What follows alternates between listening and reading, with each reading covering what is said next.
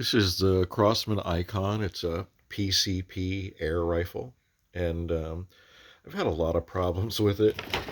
Mostly, some of it has been stuff that I caused, and it's actually a recalled rifle because you can, if you pull back the bolt halfway and then you just let it go, it can discharge on you. And if you got a pellet in there, then it's typically dangerous. So I did learn that on the first day.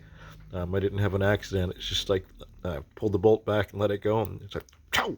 Gave a little puff of air, and it's like, oh man, that just discharged. But what I wanted to talk about is uh,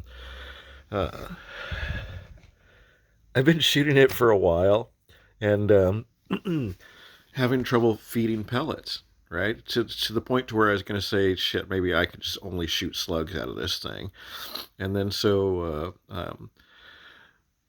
I recently got a chronograph and I started shooting slugs, but I could only get like 500, 560 feet per second out of it. And I was like, I cranked up the hammer spring all the way. And I said, man, what's going on with this thing?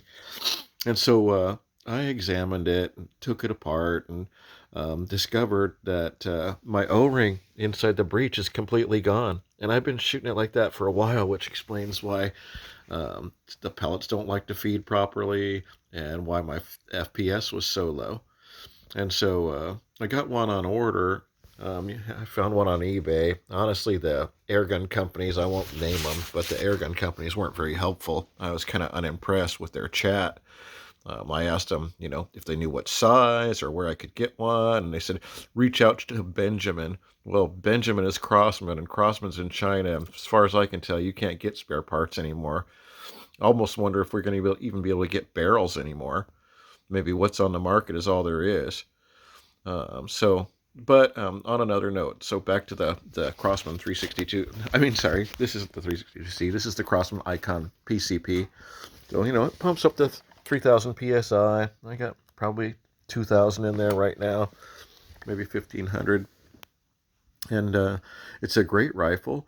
This stock is from Terry at Buckrail, and it just makes it just super duper. I don't even know what to say. The rifle's only about 6.5 pounds with no scope on it. It's very fun, but I'm excited to get that O-ring. I ordered one on eBay, waiting for it to come. And then because all the reviews on this, and in the past, it was shooting pellets at 900, 910 feet per second, which is respectable, but that was the factory tune. Like I said, I just cranked up the hammer spring all the way.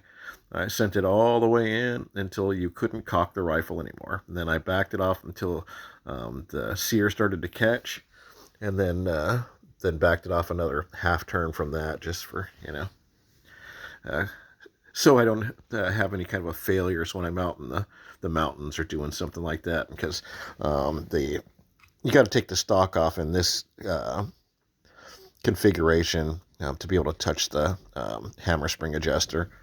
So anyway, really excited to get this thing back up and running. Couple more days, I'm supposed to get my O-ring. And so for those of you who don't know, inside of the barrel, that's now inside of the breech, there's an O-ring inside, and that's what gives you all your seal and smooth feeding of your pellets out of the magazine. And so if that's gone, you got to replace it. And there's not a whole lot of information on size or where to get them. I typed in Benjamin Marauder breech seal, and I came up with a bunch of hits. And there's a dude or a business, Captain O-Ring, and they do sell kits for it, but kind of hard to find unless you actually go to his website. His website has a bunch of stuff. Anyway, that's it. Thanks for listening. Appreciate you guys. Have a great weekend.